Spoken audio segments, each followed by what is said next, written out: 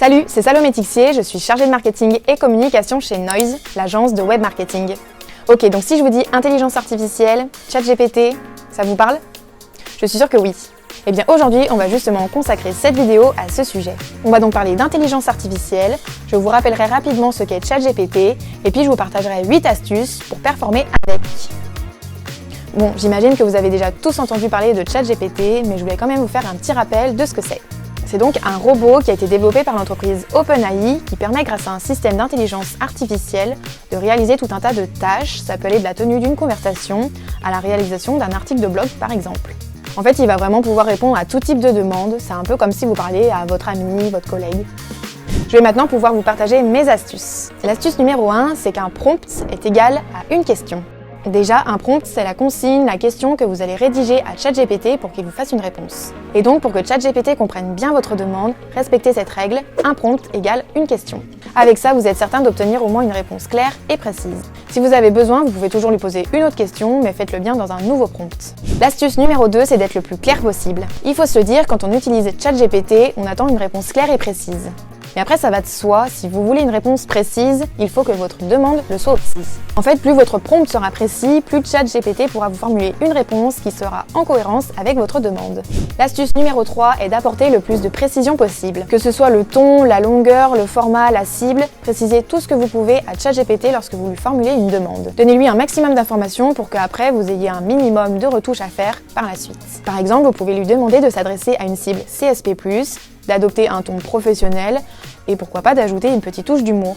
L'astuce numéro 4 est de donner un rôle à ChatGPT. Dans votre prompt, vous pouvez lui indiquer votre profession et là où vous travaillez, comme ça vous êtes sûr d'obtenir une réponse cohérente et précise.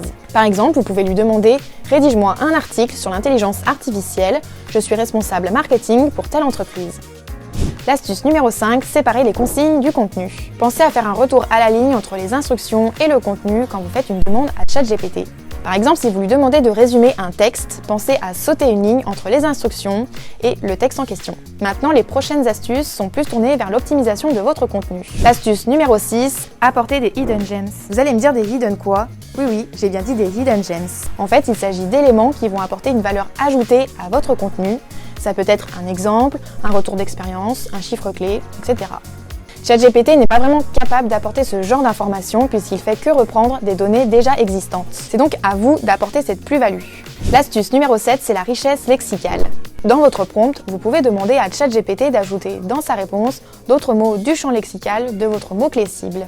Ça va vous permettre d'avoir un contenu plus riche avec un vocabulaire varié. Par exemple, si votre mot-clé c'est mode, vous allez demander à ChatGPT d'ajouter dans sa réponse des synonymes, des mots qui se rapprochent de l'univers de la mode.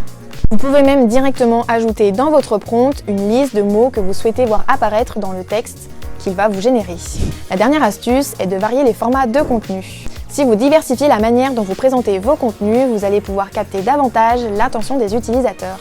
Par exemple, vous pouvez utiliser des listes à puces, des tableaux, des schémas, des vidéos, des images illustrées, etc. Voilà, vous avez maintenant toutes les clés en main pour rédiger des prompts efficaces qui permettront de répondre à votre demande. Mais faites attention, gardez bien à l'esprit que ChatGPT est une aide et pas un collaborateur à part entière. Il pourra vous aider à créer une base, mais rien ne remplacera votre expertise et votre expérience. Pensez toujours à relire et à retravailler un texte qui a été généré par une IA.